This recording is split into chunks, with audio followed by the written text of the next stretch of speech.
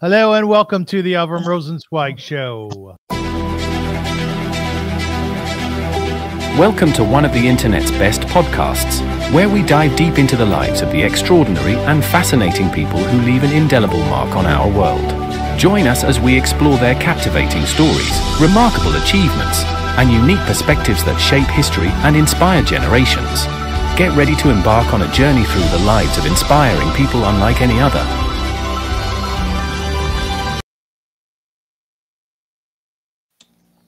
Folks, thank you so much for joining us. We have a very, very special show here.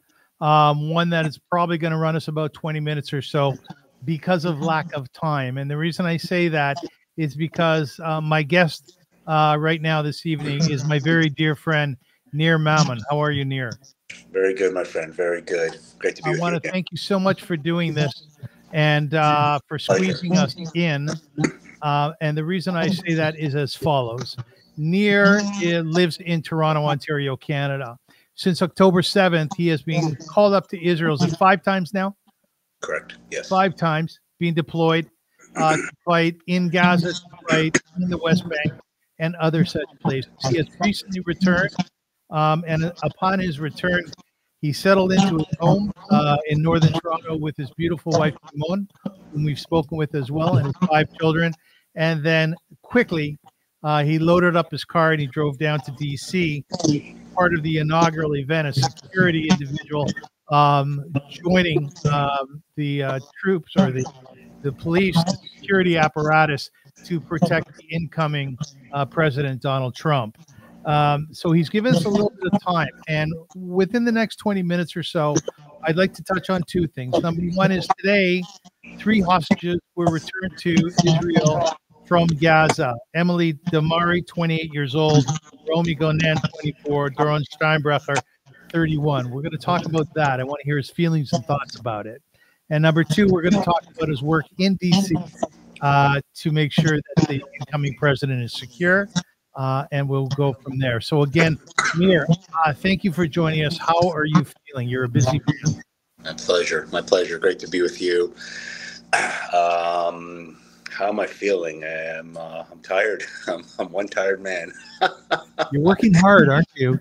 Yes, we all are. We all are. It's great though. Listen, it's been quite the year of being driven by nothing but purpose, you know, and so that really fuels the tank, no matter how depleted all the reserves are. But I'm good. I'm good. Thank you. Today was an auspicious day for Israel, the Jewish people, and to some extent, much of the world. As I said, there were 3 hostages that were returned, handed over to the IRC in Gaza City, and ultimately taken into Israel, are now in an Israeli hospital. Can you tell my listeners what your feelings are, what your thoughts are about those 3 hostages coming home in return for 90 Palestinian prisoners? Yes, first I'm going to apologize for this cough. I was sick a couple of weeks ago and got better finally a week ago, and it's still lingering in my lungs. I do apologize for that. Yeah, look, I think that on the one hand, my tasking right now here in Washington D.C. from the last couple of days until another couple of days to go has had me too busy to really be able to plug into much. And I think that that's a good thing for me, because I start to think about the situation and I get a lot of very intense feelings in every direction. To put it, briefly and directly, the hostages that are with their families now and that will be joining their families as part of this first phase of the deal, my heart goes out to them, obviously, that this nightmare is, well, at least physically over. I don't want to imagine what they're left with emotionally and mentally. And for their families, of course, that they get to hold their loved ones again. That's obviously, I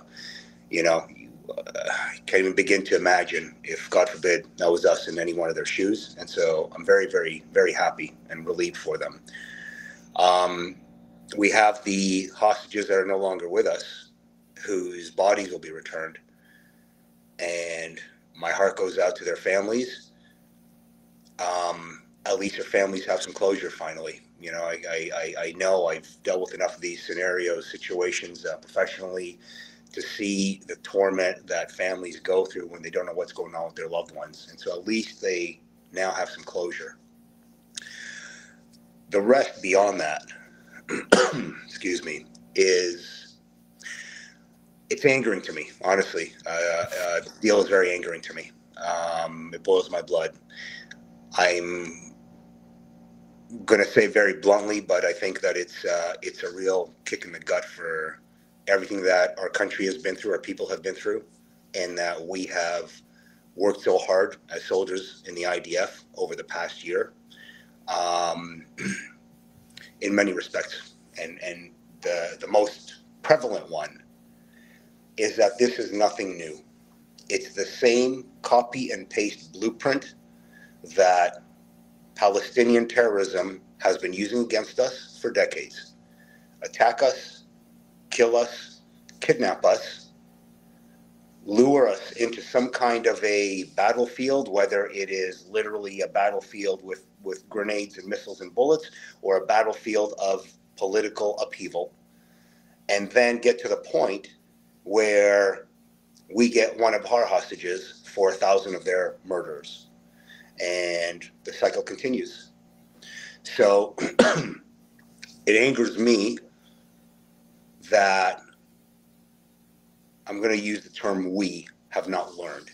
And the history has been repeating itself nonstop when it comes to this. The fact that we have 1,000 terrorists for one Israeli to give back to them, I think that in of itself is already just, you know, something that I've been scratching my head for the last 30 years of watching these scenarios go on. All we keep on doing is reinforcing the Palestinians and their ideology. You know, you can be an individual who doesn't know how to fight whatsoever. All you have to do is continuously get beat up. And just by virtue of continuously getting beat up, you're going to learn how to fight. You're going to learn your opponent very quickly, what they know, what they don't know, what they do, and you're going to start to become very good at it. And the Palestinians have mastered this war against us, especially this time around. That they were left unchecked. This ruse that went on for 2 years of, you know, what was happening in Gaza, that those of ours who were responsible for monitoring and for observing and for detecting what they were up to went to sleep, to this October 7th attack that, you know, they surprised themselves. They surprised themselves. They had no clue that they would get as far into Israel as they did, that they would be able to kill as many Israelis as they did, that they would be able to kidnap as many Israeli hostages as they did. You know, when they themselves are surprised at the success of their own achievement, that just really reduces us to a whole different level of low. This whole year that we were damned if we do, we're damned if we don't. The most complicated war that we have ever faced, because we also had such a high magnitude of hostages and the whole world's diplomatic eyes on us, judging us. You know, the battlefield in Gaza, in Judea, Samaria, didn't compare in magnitude to the war on Jews around the world, and how much of the world population got sucked in to the Palestinian jihadist terrorist ideology that became very smart and very, very good at being able to position everything in a way that the world would side with them. So it's mind-boggling. And, you know, and here we are.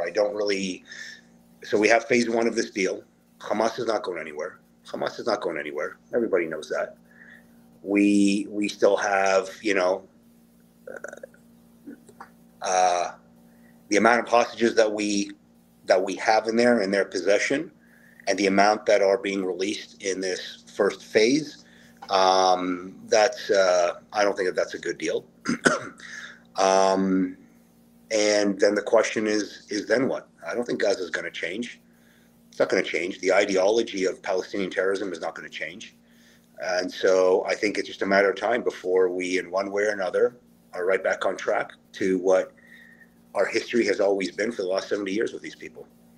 So I have a lot of mixed feelings about this situation, and I'm honestly just trying not to. I'm trying not to become too involved with it at this moment, mentally and emotionally, and I don't have that much time to see all the headlines popping up. I catch glimpses here and there, but I don't know. I think I'm just. It's good that I'm where I am at right now and very distracted with my responsibilities at this moment in time. Maybe next week things will be different, in terms of how I feel about it or what I see here. I don't think it'll change much, but I think that's just kind of the very brief overview I can give you of where my thoughts and feelings are on this matter. Nir, I have to tell you something, that you're one of the prides of the Jewish people. And I say that from my heart.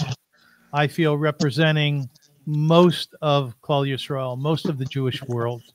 When I heard that you will be in D.C. as part of the security apparatus for the inaugural event, I thought, there goes my boy, Nir. And a lot of people are feeling that way. So first off, I want to tell you in the vernacular in Hebrew, Kol hakavod, my friend. You're making many of us proud.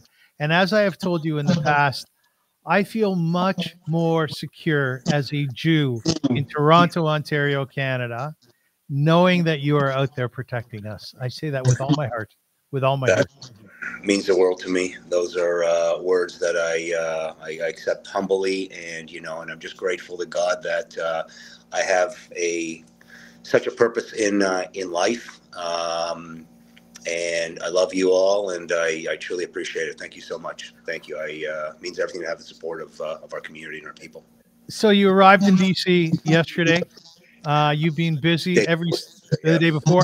Every single minute has been determined. In fact, you have to be up at 2 a.m. You have a lot going on. Tell me something. How did you get this gig? Yeah, listen, everything in life happens for a reason.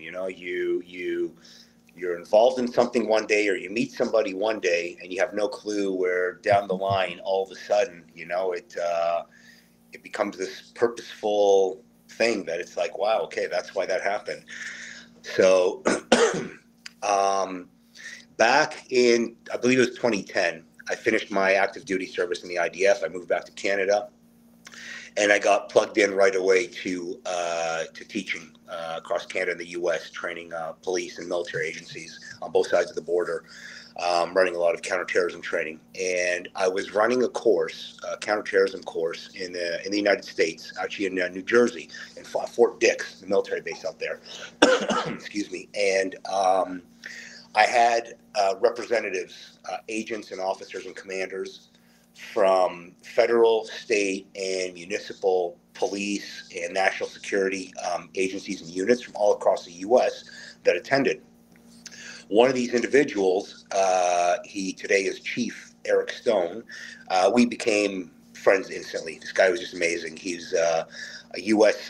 soldier, 40 years in U.S. law enforcement. He was a federal agent, SWAT commander. During his time in the military here, he was in the Air Force. He flew airplanes, and he was in Israel quite a bit. Did a lot of work with the Israeli Air Force, and he loves Israel. And we've stayed in touch ever since. We've worked together intermittently on different related projects throughout the years. And for the past, I don't remember how many inaugurations now, but for quite a few of them, he actually became the task force commander, right? So we have a total of about 5,000 law enforcement agents that are involved in this entire apparatus. And we're talking from the Secret Service to the U.S. Marshals, all the way down to almost every law enforcement agency in the United States of America. And he very quickly rose to the rank of task force commander of one of the regional sections of this federal task force for the inaugurations. And at least for the last two inaugurations, he would send me. So we get these beautiful badges that are made just for the officers that are involved, and these commemorative coins. And he would send me his picture of the beautiful badge and coin in the box, and he'd say, "Man, brother, I want you to have one of these. It would be amazing to have you come down and work on one of these inaugurations one day. I can't wait for that to happen." Now, in order for that to happen, you have to be a sworn law enforcement officer, either a police officer, a deputy sheriff, or a constable in the United States of America. That's kind of the basis of what's required for the U.S. Marshals and Secret Service to be able to take you in. So when all this started, I didn't have my status in the United States as a law enforcement officer in Canada, but not in the U.S. In 2018, I got very fortunate and was able to connect with what's now been my sheriff's office for the last, 6-7 years. And I got sworn in with them. I've been a reserve deputy sheriff with them down in Georgia, the Spalding County Sheriff's Office, my home away from home. And so this inauguration came up, and I think it was about 2 or 3 months ago. Chief Stone calls me up and he says, "Listen, I'm going to do you a big favor here for you and for your sheriff's department. You're now sworn in. I'm going to bring you on the detail. I'm going to give your sheriff's office, a bunch of spots on the detail, so they'll be part of this monumental historic event. But the caveat is that they got to send you as part of the detail." So, I have an incredible sheriff and chief. They're incredible people, and they like to give as much as they can to their community and to the sheriff's office, to each one of our deputies. So anything that really helps to expand, grow, pump morale into all of the deputies, they're on it right away, and so they approved it, and that's how I was able to get on. So absolutely blessed to be here. I'm assigned as the chief's right hand man. I'm his assistant liaison for the details. So we're roaming around. We're in charge of a whole bunch of teams under us. And I'll tell you, today was our swearing-in ceremony.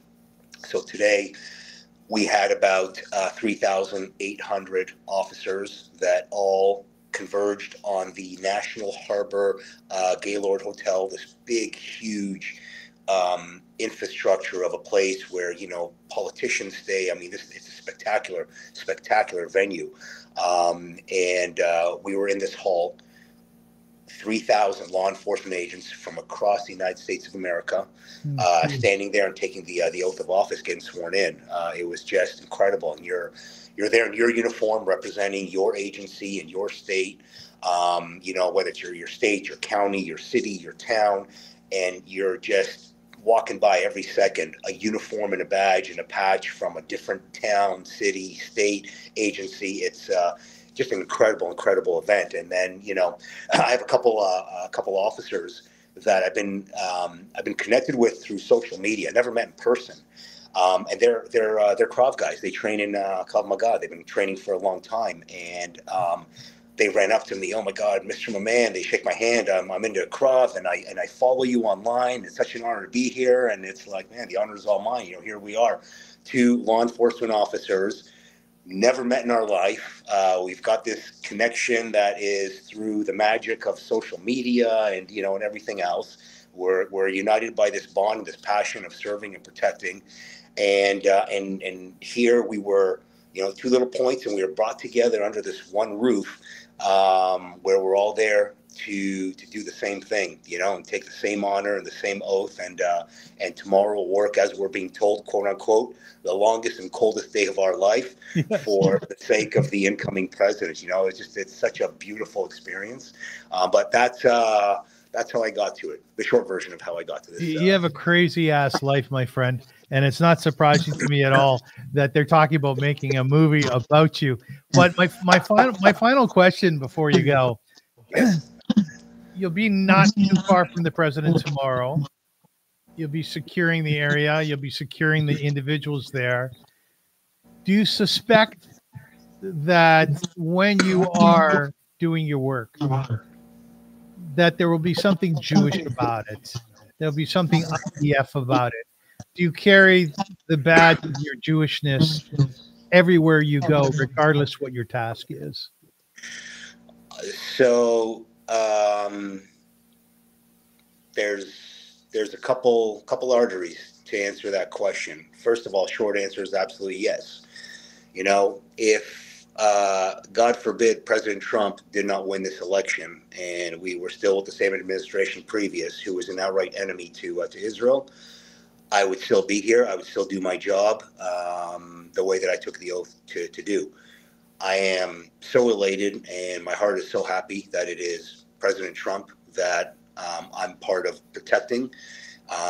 You know, we have had very, very few leaders in this world that have ever stood up and raised a vocal voice about being Israel's friend and standing up for Israel and protecting Israel and everything she needs to do. And President Trump, of course, is one of them. And so being able to defend that president, it's a blessing in and of itself. Let me show you something. Hold on one second. Yep, go ahead. We're waiting.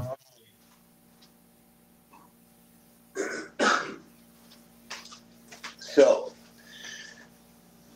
this, you know, let's first of all go back to my sheriff's office for a sec. When I was in my first round of deployment in this war, right? So very early on, November, December. I don't remember exactly which month it was. I remember I was standing at a checkpoint late at night. It was dark out, and we're standing guarding a roadblock that stops or blocks a roadway that enough Palestinian terrorists have already used in the past to come in from and carry out attacks on Jewish civilians. And out of nowhere, I get a text message from my Sheriff Daryl Dix. And he says, you know, Nir, I just want to let you know with everything that's going on. So we're already about 3 months into the war.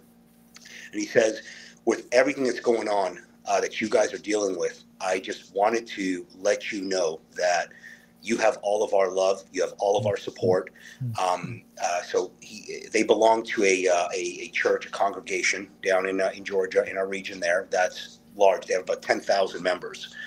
And he says, our entire congregation is behind Israel, behind you, behind all of your fellow soldiers. Every Sunday sermon, we talk about the situation in Israel and how we got to support Israel. And then he proceeded to also send me a couple pictures.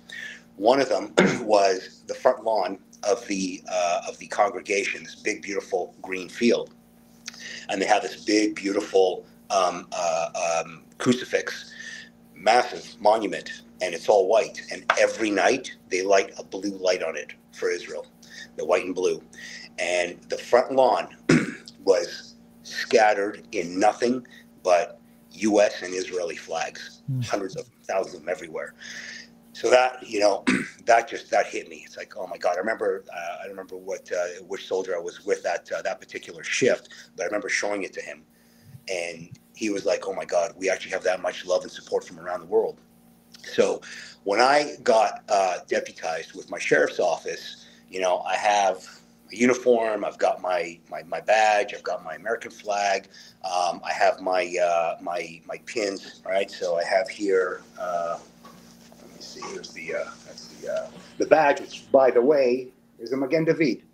Yes. Right now, here on my uniform as a Deputy Sheriff of the United States of America, that's my IDF unit pin, the counter-terror unit pin that I wear with absolute honor, and they support me in wearing my pin.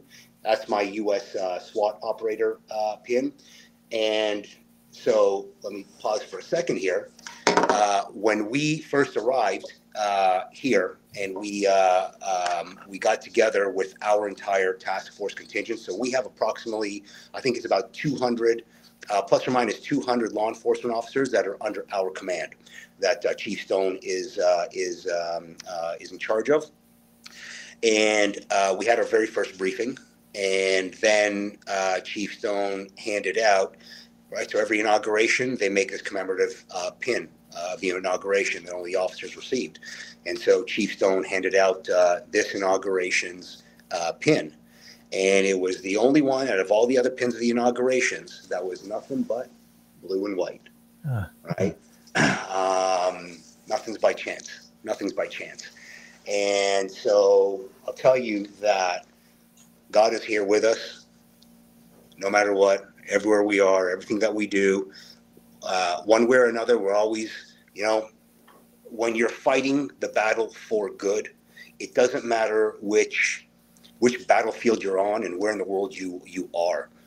God is with you, and you might have a whole other army, a whole other group of warriors on the other side of the world who are fighting for the same purpose, and you don't know each other, and you have no clue that they're also going through a war, but we're all connected one way or the other.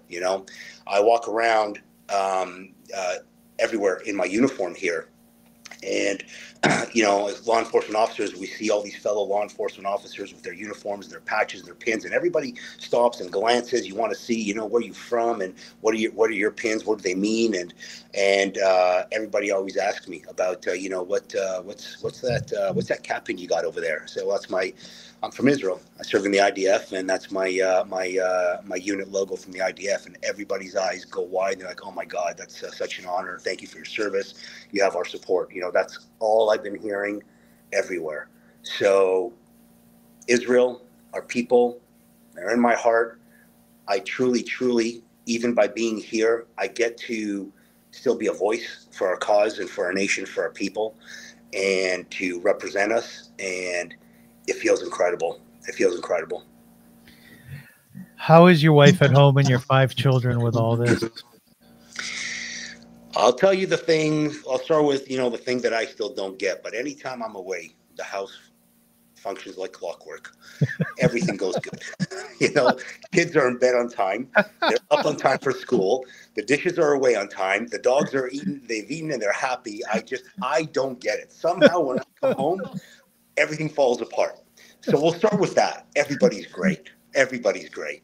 The other part of that question is, again, Simone, and you know how blessed I am. And I have this wife and soulmate who we are on the same team when it comes to everything in life. And that includes our beliefs and our ideologies and everything that we're ready to stand and fight for, whether it's Israel, whether it's me being here protecting President Trump. It's a huge honor. It was, when I got the news and I was able to share it with her and even with our kids, I mean, their eyes lit up. It was just, it was so incredible. Here I am, this kid from a tiny little moshav in Israel. Yeah. I had no clue. I had no clue. These are the things I'd be doing in life. Like, I'm so honored. I'm so grateful. I'm so blessed. And my family shares that. Everybody's very proud. They're very happy. So we're blessed and we're good. Thank you for asking. How's your little guy? I know he has a tough time with all this, the 5-year-old. Yeah. So, Emmett, look, when I was away quite a few times, even before the war started. I mean, about a year before the war, October 7th happened, I was living in New York. I was had a position, head of security for the Jewish community. I was gone for quite a while, and so I think he was about 3 years old, And so very early on in his life, I had already chunks of time that I wasn't there. And then of course the war happens. He just didn't understand at all. Zev, our 10-year-old, he's 10-year-old today. He's daddy's little boy, right? He sends me text messages every day and pictures of different tactical helmets and tactical vests and guns that he wants me to get him. And, he's ready to go and join the IDF and join the Navy SEALs and be a police officer. So he's my little guy. He was the one that was really struggling with me being away in Israel for the past year. It's been very difficult. He couldn't function at school. He stopped doing Taekwondo because that was our thing. And every time he was there, I mean, this kid was racking up gold medals at tournaments. And he had to stop going because it reminded him of me and of us. It affected him really, really, really harshly. And so, but now, I don't want to say everybody got used to it. You don't really get used to it, but things kind of settle. Everybody's purpose and their roles kind of settle. And, you know, he's also gotten to experience a little bit of the ROI in a certain way of the things that Daddy has been doing. You know, when he sees me on interviews, he sees me on TV, he sees me, you know, in uniform and stories of, you know, with great things that the IDF has done, and he's very proud. And, you know, so there's kind of that bit of an offset. He's good now. Everything is great. He's so happy that I'm here. You know, they know that, again, it's not the army. It's not war. I'm not done with my service in Israel yet. Of course, this new plan that's on the table, we'll see how things shift. President Trump coming into power, of course, was the catalyst that brought all that evil to the table, saying, you know, we want to talk now. And now let's see how things play out, right? That'll really determine how much more involved we have to be with our service. I absolutely plan on continuing my reserve service in the IDF for as long as I possibly can.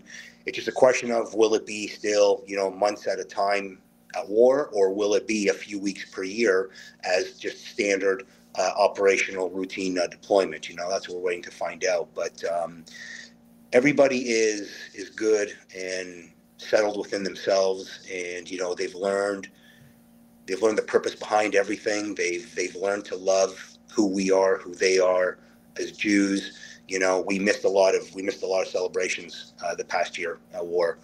This was our first Hanukkah together as a family, you know, so it was very special. Every moment that we all got to get together and light the candles, and, you know, everybody has a great appreciation for everything. And I think that, in a sense, fuels kind of purpose and security in everybody. You know, in conclusion, when I think about you, I think about the recent story that we just studied in the Torah about Jacob. Well, not a little while back, meeting his brother Esav, and the Torah tells us that Jacob was very military in his way of approaching his brother, who seemed to be very dangerous. He was there with 400 soldiers.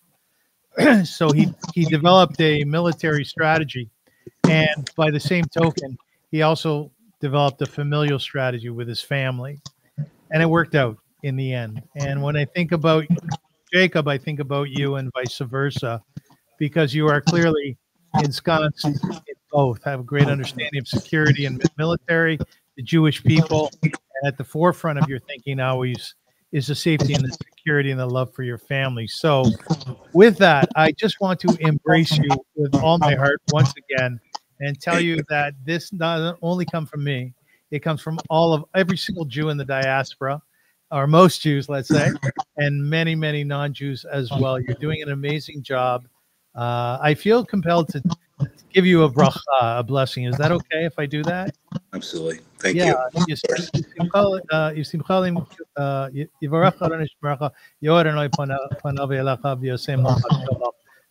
Wasn't exactly right, but it was close.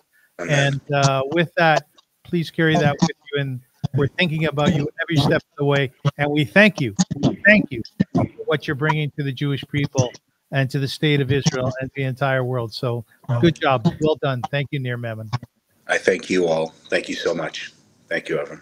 Ladies and gentlemen, thank you so much for listening. I'd ask you please to share this video far and wide, and give our people a sense of security and safety, knowing that the IDF is out there, that Nir Maman is out there, and that he's in the forefront of securing the Jewish people everywhere. So until we meet again, thank you so much for joining us, and Zeig is in. Go in hell.